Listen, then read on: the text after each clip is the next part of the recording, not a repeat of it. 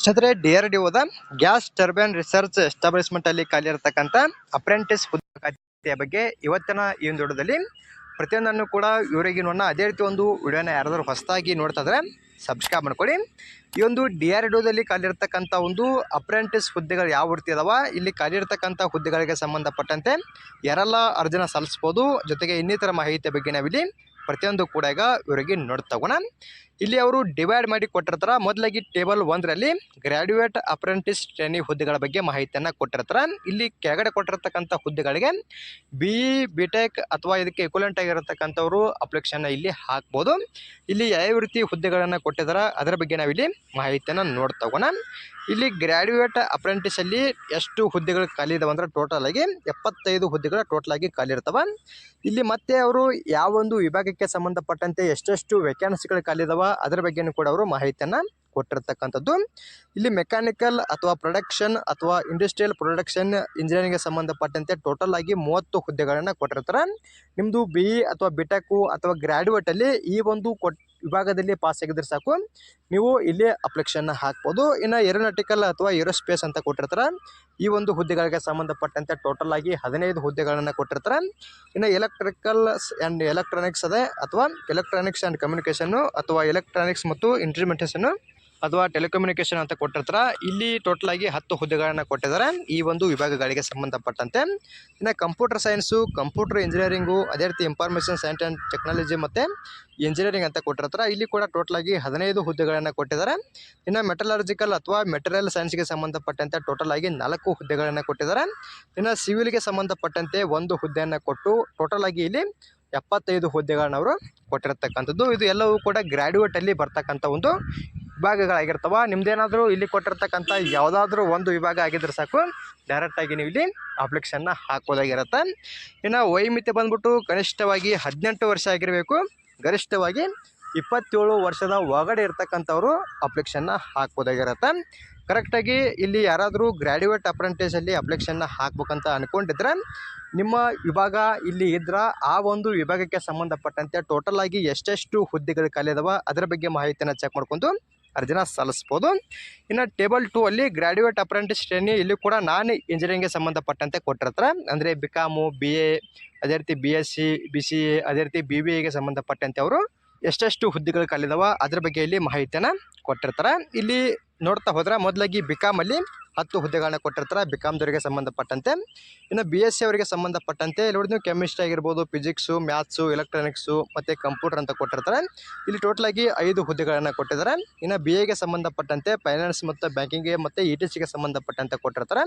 ಅಂದರೆ BAದಲ್ಲಿ ಬರ್ತಕ್ಕಂಥ ಎಲ್ಲ ಒಂದು ಹುದ್ದೆಗಳಿಗೆ ಸಂಬಂಧಪಟ್ಟಂತೆ ಅಂದರೆ ಎಲ್ಲ ಕ್ವಾಲಿಫಿಕೇಷನ್ಗೆ ಸಂಬಂಧಪಟ್ಟಂತೆ 5 ಹುದ್ದೆಗಳನ್ನು ಕೊಟ್ಟಿದ್ದಾರೆ. ಇನ್ನು BCAಗೆ ಸಂಬಂಧಪಟ್ಟಂತೆ 5, ಇನ್ನು BBAಗೆ ಸಂಬಂಧಪಟ್ಟಂತೆ 5 ಕೊಟ್ಟು ಟೋಟಲ್ ಆಗಿ ನಾನ್ ಇಂಜಿನಿಯರಿಂಗಲ್ಲಿ ಗ್ರಾಡ್ಯುಯೇಟ್ಗೆ ಸಂಬಂಧಪಟ್ಟಂತೆ 30 ಹುದ್ದೆಗಳನ್ನು ಕೊಟ್ಟಿರ್ತಕ್ಕಂಥದ್ದು.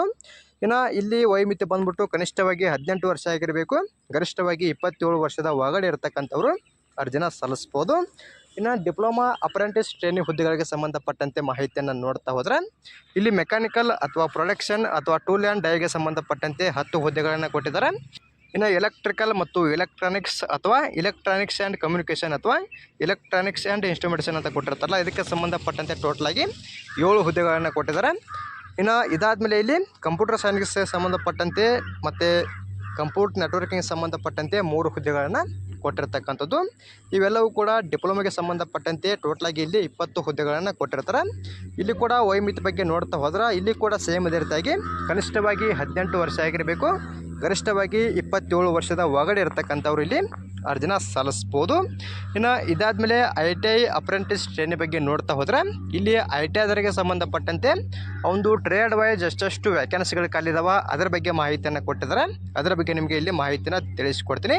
ಇಲ್ಲಿ ಮಿಷನಿಸ್ಟ್ಗೆ ಸಂಬಂಧಪಟ್ಟಂತೆ ಟೋಟಲ್ ಆಗಿ 3 ಹುದ್ದೆಗಳನ್ನು ಕೊಟ್ಟಿದ್ದಾರೆ.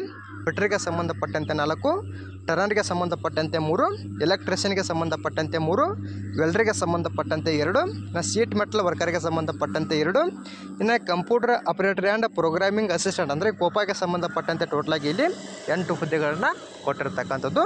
ನಿಮ್ದೇನಾದರೂ ಐಡಿಯಾದಲ್ಲಿ ಇಲ್ಲಿ ಕೊಟ್ಟಿರ್ತಕ್ಕಂಥ ಟ್ರೇಡ್ಗಳಲ್ಲಿ ಯಾವುದಾದ್ರೂ ಒಂದು ಟ್ರೇಡ್ ಆಗಿದ್ದರೆ ಸಾಕು ಅಪ್ಲಿಕೇಶನ್ನ ಹಾಕ್ಬೋದು. ಇನ್ನು ಇಲ್ಲಿ ಕೂಡ ಸೇಮ್ ರೀತಿಯಾಗಿ ವಯೋಮಿತಿ ಬಂದ್ಬಿಟ್ಟು ಕನಿಷ್ಠವಾಗಿ 18 ವರ್ಷ ಆಗಿರಬೇಕು, ಗರಿಷ್ಠವಾಗಿ 27 ವರ್ಷದ ಒಳಗಡೆ ಇರತಕ್ಕಂಥವ್ರು ಅರ್ಜಿನ ಸಲ್ಲಿಸ್ಬೋದು.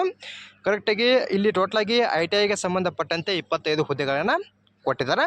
ನಿಮ್ಮದಿಲ್ಲಿ ಯಾವ ಒಂದು ಕ್ವಾಲಿಫಿಕೇಷನ್ ಆಗಿರುತ್ತಾ ಆ ಒಂದು ಕ್ವಾಲಿಫಿಕೇಷನ್ಗೆ ಸಂಬಂಧಪಟ್ಟಂತೆ ಇಲ್ಲಿ ಎಷ್ಟೆಷ್ಟು ಹುದ್ದೆಗಳನ್ನು ಕೊಟ್ಟಿದ್ದಾರೆ ಕರೆಕ್ಟಾಗಿ ಚೆಕ್ ಮಾಡ್ಕೊಂಡು ನೀವು ಇಲ್ಲಿ ಅರ್ಜಿನ ಸಲ್ಲಿಸ್ಬೋದು. ಇನ್ನು ಮತ್ತೊಂದು ಮಾಹಿತಿ ಮೇನ್ ಆಗಿ ಇಲ್ಲಿ ಖಾಲಿರ್ತಕ್ಕಂಥ ಹುದ್ದೆಗಳಿಗೆ ಸಂಬಂಧಪಟ್ಟಂತೆ ಅರ್ಜಿನ ಸಲ್ಲಿಸ್ಬೇಕಂದ್ರೆ ನೀವು 5 ವರ್ಷ ಅಂದರೆ ಲಾಸ್ಟ್ 5 ಇಯರ್ಸಲ್ಲಿ ಪಾಸ್ ಆಗಿರ್ಬೇಕಾಗತ್ತಾ. ಅಂದರೆ 2021, 22, 23, 24, 25 ಅಂತ ಕೊಟ್ಟಿರ್ತಾರಲ್ಲ, ನೀವು ಲಾಸ್ಟ್ 5 ಇಯರ್ಸಲ್ಲಿ ಯಾರೆಲ್ಲ ಪಾಸ್ ಆಗಿರ್ತೀರಿ ನೀವು ಮಾತ್ರ ಇಲ್ಲಿ ಖಾಲಿರ್ತಕ್ಕಂಥ ಹುದ್ದೆಗಳಿಗೆ ಸಂಬಂಧಪಟ್ಟಂತೆ ಅರ್ಜಿನ ಸಲ್ಲಿಸ್ಬೋದು. ಕರೆಕ್ಟಾಗಿ ಇಲ್ಲಿ ಕೊಟ್ಟಿರ್ತಕ್ಕಂಥ ಮಾಹಿತಿಯನ್ನು ಚೆಕ್ ಮಾಡ್ಕೊಳ್ಳಿ. ಇನ್ನು ಇದಾದಮೇಲೆ ITIದಲ್ಲಿ NCVT ಅಥವಾ SCVT ಥ್ರೂ ಪಾಸ್ ಆಗಿರ್ತಕ್ಕಂಥವ್ರು ಇಲ್ಲಿ ಖಾಲಿರ್ತಕ್ಕಂಥ ಹುದ್ದೆಗಳಿಗೆ ಸಂಬಂಧಪಟ್ಟಂತೆ ಅರ್ಜಿನ ಸಲ್ಲಿಸ್ಬೋದು. ಇನ್ನು ಇದಾದಮೇಲೆ ಇಲ್ಲಿ ಸ್ಟೈಪೆಂಡ್ ಬಗ್ಗೆ ಕೂಡ ಮಾಹಿತಿಯನ್ನು ಕೊಟ್ಟಿದ್ದಾರೆ. ಯಾವ ರೀತಿ ಸ್ಟೈಪೆಂಡ್ ಇದೆ ಅಂದರೆ ಇಲ್ಲಿ ಮೊದಲಾಗಿ ಗ್ರ್ಯಾಜುಯೇಟ್ ಅಪ್ರೆಂಟಿಸಲ್ಲಿ ನೋಡ್ತಾ ಹೋದರೆ ಕರೆಕ್ಟಾಗಿ ಚೆಕ್ ಮಾಡ್ಕೊಳ್ಳಿ. ಇಲ್ಲಿ ಪ್ರತಿ ತಿಂಗಳು ನಿಮಗೆ 9,000 ರೂಪಾಯಿ ಸ್ಟೈಪೆಂಡ್ ಸಿಗುತ್ತೆ. ಇನ್ನು ಡಿಪ್ಲೊಮಾ ಅಪ್ರೆಂಟಿಸ್ಗೆ ಸಂಬಂಧಪಟ್ಟಂತೆ ಪ್ರತಿ ತಿಂಗಳು 8,000 ರೂಪಾಯಿ ಸಿಗುತ್ತೆ. ಇನ್ನು ITI ಅಪ್ರೆಂಟಿಸ್ಗೆ ಸಂಬಂಧಪಟ್ಟಂತೆ ಪ್ರತಿ ತಿಂಗಳಲ್ಲಿ 7,000 ರೂಪಾಯಿ ನಿಮಗೆ ಸ್ಟೈಪೆಂಡನ್ನು ಅವರು ಕೊಡ್ತಕ್ಕಂಥದ್ದು. ಕರೆಕ್ಟಾಗಿ ಈ ಒಂದು ಸ್ಟೈಪೆಂಡ್ ಬಗ್ಗೆಯೂ ಕೂಡ ಚೆಕ್ ಮಾಡ್ಕೋಬೋದು. ನಂತರ ಎರಡನೇದಾಗಿ ನಾನ್ ಇಂಜಿನಿಯರಿಂಗ್ ಸ್ಟ್ರೀಮೊಂದಿಗೆ ಅಂದರೆ ಬಿಕಾಮು ಈ ಒಂದು ಹುದ್ದೆಗಳಿಗೆ ಸಂಬಂಧಪಟ್ಟಂತೆ ಇದು ಕೂಡ ಸೇಮ್ ಅದೇ ರೀತಿಯಾಗಿ ಪ್ರತಿ ತಿಂಗಳು ನಿಮಗೆ ಇಲ್ಲಿ 9,000 ರೂಪಾಯಿ ಅವರು ಸ್ಟೈಪೆಂಡನಲ್ಲಿ ಕೊಡ್ತಕ್ಕಂಥದ್ದು. ಇನ್ನು ಡೈರೆಕ್ಟಾಗಿ ಇಲ್ಲಿ ಆಯ್ಕೆ ವಿಧಾನದ ಬಗ್ಗೆ ಮಾಹಿತಿಯನ್ನು ನೋಡ್ತಾ ಹೋದ್ರೆ ಇಲ್ಲಿ ನೀವು ಕ್ವಾಲಿಫಿಕೇಷನಲ್ಲಿ ತೊಗೊಂಡಿರ್ತಕ್ಕಂಥ ಒಂದು ಪರ್ಸೆಂಟೇಜ್ನ ಆಧಾರದ ಮೇಲೆ ಮೆರಿಟನ್ನು ಬಿಡುಗಡೆ ಮಾಡ್ತಾರೆ. ಈ ಒಂದು ಮೆರಿಟಲ್ಲಿ ಕ್ವಾಲಿಫೈಡ್ ಆಗಿರ್ತಕ್ಕಂಥ ಅಭ್ಯರ್ಥಿಗಳಿಗೆ ಸಂಬಂಧಪಟ್ಟಂತೆ ಮುಂದಿನ ಹಂತದಲ್ಲಿ ಡಾಕ್ಯುಮೆಂಟ್ ವೆರಿಫಿಕೇಷನ್ನು ಕೂಡ ಇರ್ತಕ್ಕಂಥದ್ದು. ಇನ್ನು ಇಲ್ಲಿ ಖಾಲಿರ್ತಕ್ಕಂಥ ಹುದ್ದೆಗಳಿಗೆ ನೀವು ಯಾವ ರೀತಿ ಅರ್ಜಿನ ಸಲ್ಲಿಸ್ಬೇಕಂದ್ರೆ ಆಫ್ಲೈನ್ ಮೂಲಕ ಅಪ್ಲಿಕೇಶನ್ನ ಹಾಕಬೇಕಾಗತ್ತೆ. ಅಂದರೆ ಒಂದು ಅಪ್ಲಿಕೇಶನ್ ಫಾರ್ಮ್ ಇರುತ್ತೆ. ಈ ಒಂದು ಅಪ್ಲಿಕೇಶನ್ ಫಾರ್ಮನ್ನು ಕರೆಕ್ಟಾಗಿ ನೀಟ್ನೆಸ್ ಆಗಿ ಫಿಲಪ್ ಮಾಡ್ಕೊಂಡು ಇಲ್ಲಿ ಮೇಲ್ಗಡೆ ಕೊಟ್ಟಿರ್ತಕ್ಕಂಥ ಈ ಒಂದು ವಿಳಾಸಕ್ಕೆ ನೀವು ಇಲ್ಲಿ ನಿಮ್ಮ ಅಪ್ಲಿಕೇಶನ್ನ ಸೆಂಡ್ ಮಾಡಬೇಕಾಗತ್ತೆ ಆಫ್ಲೈನ್ ಮೂಲಕ. ಇಲ್ಲಿ ಅಡ್ರೆಸ್ನು ಕೂಡ ಕೊಟ್ಟಿರ್ತಾರೆ. ಕರೆಕ್ಟಾಗಿ ಯಾರೆಲ್ಲ ಅರ್ಜಿನ ಸಲ್ಲಿಸ್ಬೇಕಂತ ಅಂದ್ಕೊಂಡಿರ್ತಾರಲ್ಲ ಇಲ್ಲಿ ಕೆಳಗಡೆ ಕೊಟ್ಟಿರ್ತಕ್ಕಂಥ ಅಪ್ಲಿಕೇಶನ್ ಫಾರ್ಮನ್ನು ಪ್ರಿಂಟನ್ನು ತೊಗೊಂಡು ಕರೆಕ್ಟಾಗಿ ನೀಟ್ನೆಸ್ ಆಗಿ ಫಿಲಪ್ ಮಾಡ್ಕೊಂಡು ನೀವು ಇಲ್ಲಿ ಅಪ್ಲಿಕೇಶನ್ನ ಹಾಕ್ಬೋದು. ನಿಮಗೇನಾದರೂ ಇನ್ನೂ ಹೆಚ್ಚಿನದಾಗಿರ್ತಕ್ಕಂಥ ಮಾಹಿತಿಗಳು ಬೇಕಿದ್ದರೆ ಕಮೆಂಟ್ ಮಾಡಿ, ಅದರ ಬಗ್ಗೆ ಕೂಡ ಮತ್ತಷ್ಟು ಮಾಹಿತಿಯನ್ನು ತಿಳಿಸಿಕೊಡ್ತೀನಿ.